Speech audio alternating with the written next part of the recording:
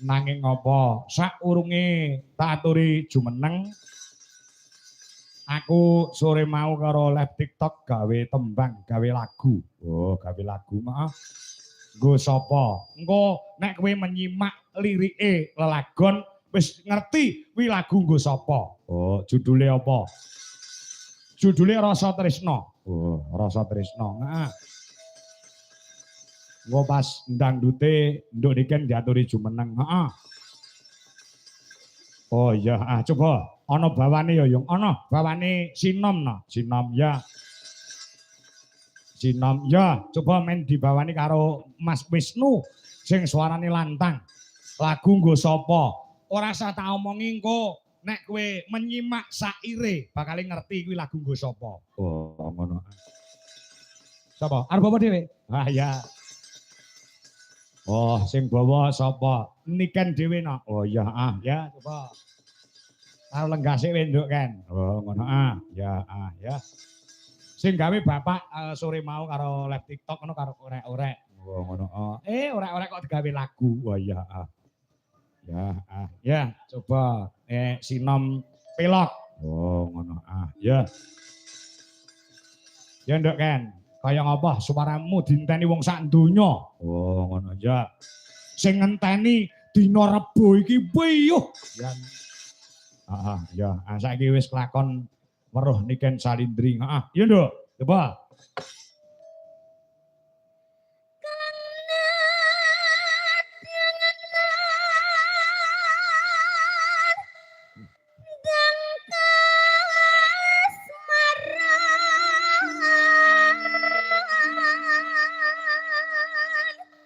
Suarane kaya bledek, Nduk. Oh, ngono.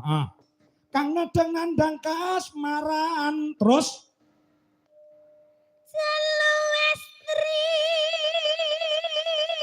Lanang wedok Wis nyawiji.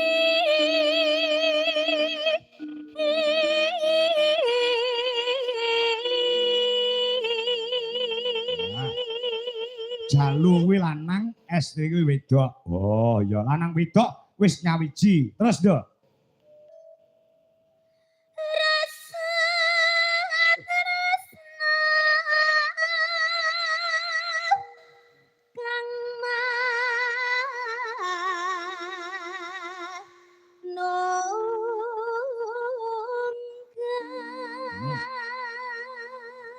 Rasa tresna kang manunggal.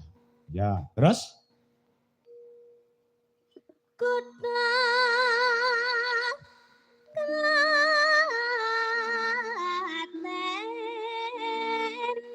lan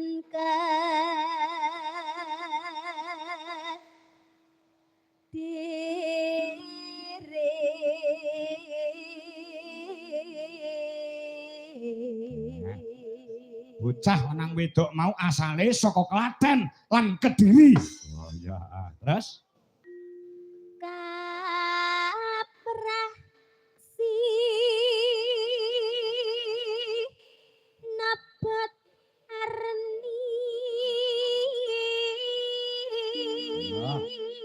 Saya cetha Arni. Oh, ngono terus?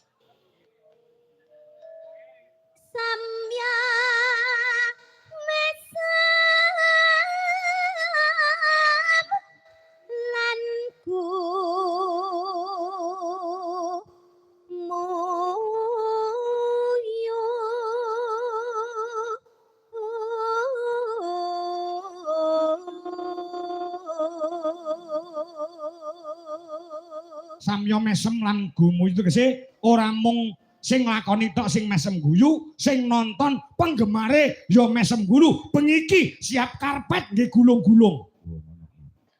Terus tan kabandunging rasa. Rasane wis ora kena bintung.